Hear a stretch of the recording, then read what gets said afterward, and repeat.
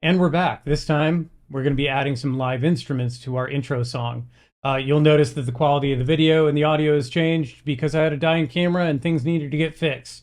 In the meantime, I decided to change my entire desk setup. Nothing about the recording, the way that I'm doing this recording has really changed. The difference here will be that we're doing a live instrument, one guitar, into the iPad. I'm going to use a Scarlett interface, a regular like 2i2, plug it in via a USB-C adapter. Korg will recognize that interface. I'm not going to go through all the technical aspects. It's pretty easy and pretty straightforward. That's not to say that you won't run into problems, but I really didn't have a bunch of issues. There is no inline effects. I'm going straight from the guitar through a cable into the Scarlett, just setting my gain.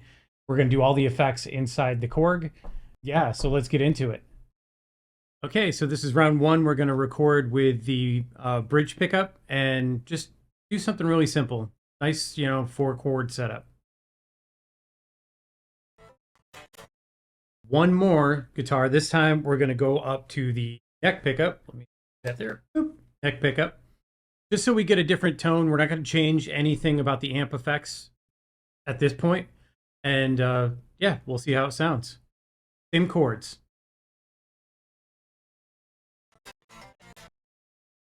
Okay, so now we got our basic guitar tracks in there. We've got one on the neck pickup, one on the bridge pickup. I'm just going to go ahead and pan those left and right to start because you don't want the two guitars over top of each other. They'll start to phase, especially since it's the exact same guitar. I'm only playing 4 chords. Figured we should keep this simple since we have all these keyboards arping and echoing. I want an intro song. I want this to build power, so I'm using the guitars more as an atmospheric effect. They're just building the intensity. So this is what we've got so far. Let me scale down the instruments themselves.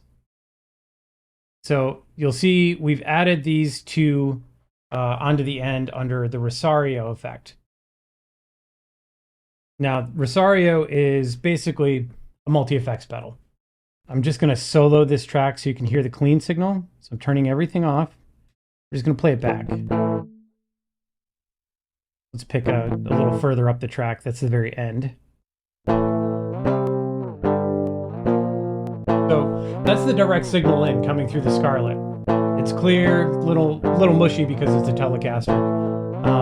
And the way I'm playing it, of course. Really fat fingering it. And so now that I have the direct signal in here, I can basically change the tone of it however I want. In this case, I already have an amp set up called intro, but I'm just going to cycle through a couple other ones really quick. So direct signal. Let's go over to this user factory.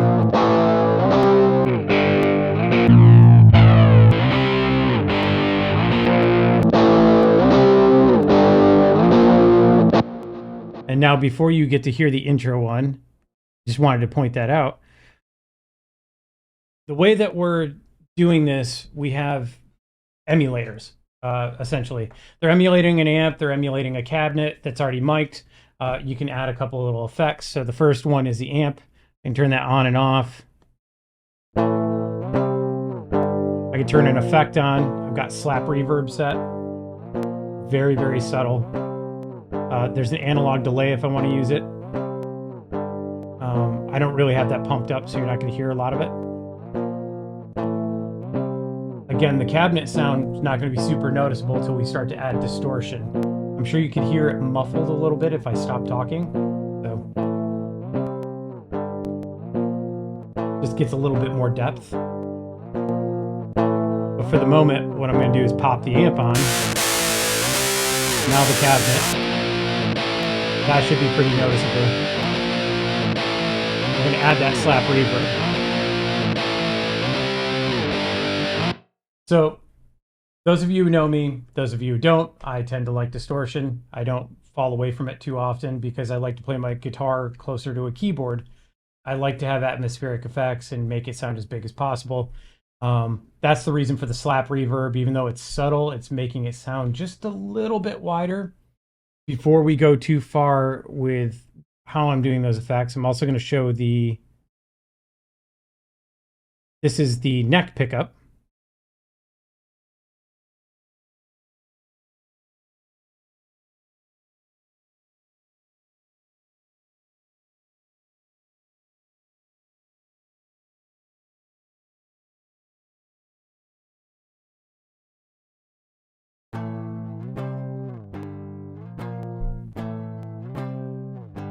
So if we put those two together, let me turn off the effects on the bridge pickup. So it's pretty big sound. You can note, if you look at the pan knobs on those, the bridge pickup is panned to the left 40 degrees, and the neck pickup is panned to the right 40 degrees. Trying to even those out.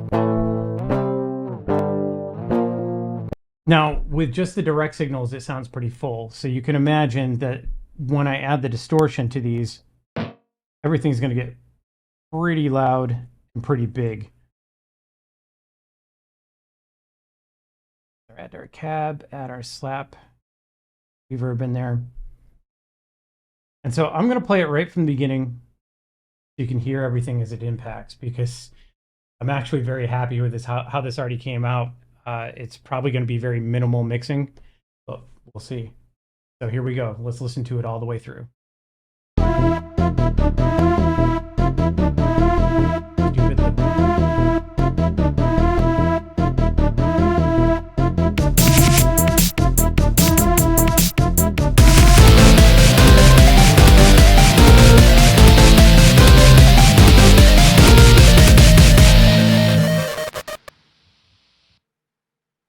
I love that. That came out way better than I expected, and I'm glad I trusted my instincts and went with something really simple for the guitar.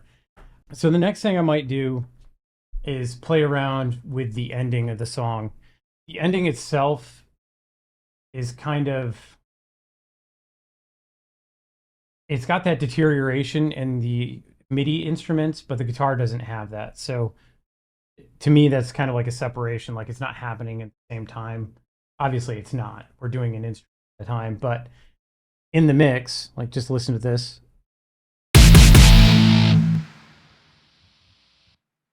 The guitar sounds clean, but with the MIDI instrument, everything kind of crackles out. The guitar just stops. I could re-record it and add some delays, but I think really what I'm going to do here is just a little bit of a digital trick. So I'm going to take neck pickup, which is always, it's going to be muddier, right? I'm going to duplicate that track. And what I've done is muted out a copy of it up until the very end. And then I've left the last segment, left it alone. That's because I'm going to affect this entire last track. I've muted the original. So what I have in mind is to add a delay and maybe add a phaser to those last three hits, so it kind of crackles and falls apart itself. We don't want to start back at the beginning. We're going to turn on our loop. We're just going to listen to this over and over again. It will get annoying. And put the delay at the post section.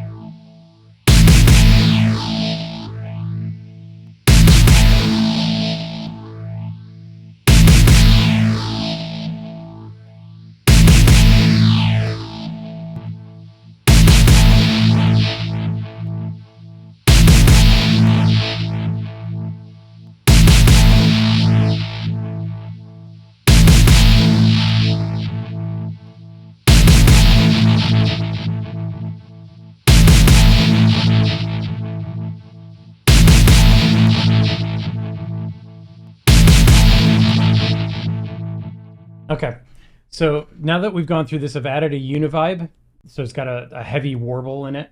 The first button on the edit is going to control the speed of the wave going up and down. The second one is going to be the feedback, so how long it carries on for. We want it to carry out to the end of the song, so I've set the feedback level fairly long. So we're just going to listen to the last two bars. Whoops. There.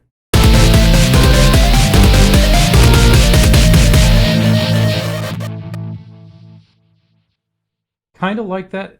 I still want it to crackle off more. And so at this point, I'm going to go into the IFX. I believe that stands for integrated effects, because I'm going to add a bit crusher to it. In this case, it's called a decimator. But we can turn the bit levels down. I'm going to loop it so you can hear it fall apart.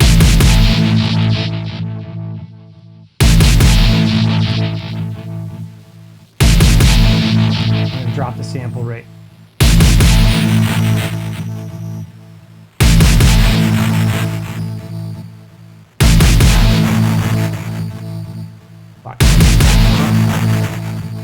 Okay, now I think I'm going to add a little bit more distortion on the back end and turn it down, because I'm really trying to get it to static up.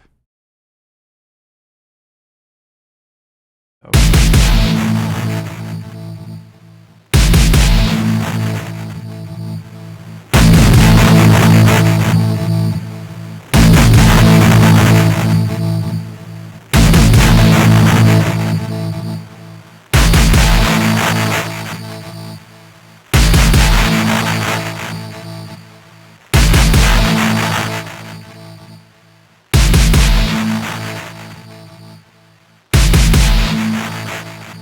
And now I think I'm going to play with the speed a little bit of the univibe itself, because I can really hear it.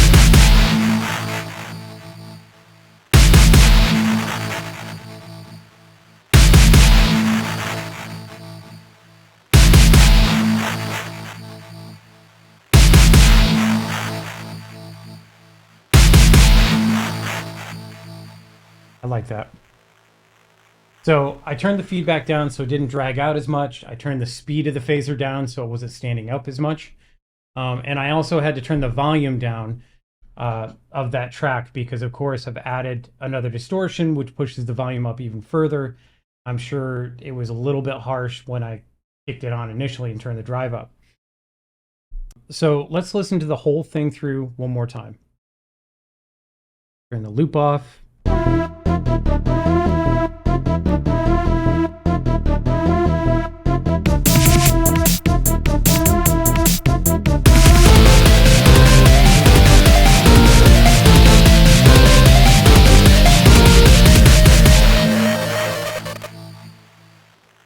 Yeah, I like that. I like the way that falls apart. And honestly, I think that's as far as I want to go with adding instruments. It's only going to get more muddled, and honestly, it doesn't need to be. This sounds like an intro song to me. We want it to build up. We want it to cause a little bit of chaos, and we want it to get over fairly quickly, because no one wants to listen to an 8 or 9 minute intro song for a video that occasionally tops out at 20 minutes. So yeah, I think we're going to stop it right here. I'm going to consider whether I really want to mix this further than that. I could start panning out the basses and stuff, but a lot of these instruments are already kind of pre-mixed. The trick for me is when I typically go to mix and master things, I demo them out first. I then, record them the way I want them. I'll make a mix, and then I'll listen to it on my headphones, in my computer, in my car, as many different speaker setups as I can, to kind of pick out the things that might sound too high or too staticky, or maybe I've screwed up my gain level somewhere along the line and things are distorting that I didn't want distorted. So we'll see what I can do in a week, because that's a lot of testing to get over in a week. And usually I line up like 10 or 20 songs and then start doing that on road trips. But yeah, let's see what comes of this. I really like the way this has gone, and unless I hear something in the mix that feels like something's missing or needs something more, or maybe it needs to be blended a little bit better, we may not touch this at all. The next yeah, the next video may actually be introducing the complete introduction song. So thanks for sticking with me. Thanks for putting up with the, let's face it, shitty quality of the last couple of videos. I recorded those as much as I could because I was in the mode, and only realized afterwards just how bad things had gotten. And hey, look, no thunderstorm. I'm sure you could see the sun while I was playing the guitar. I'm happy to see it too. So anyways, we'll get back to this next week. Thanks for watching.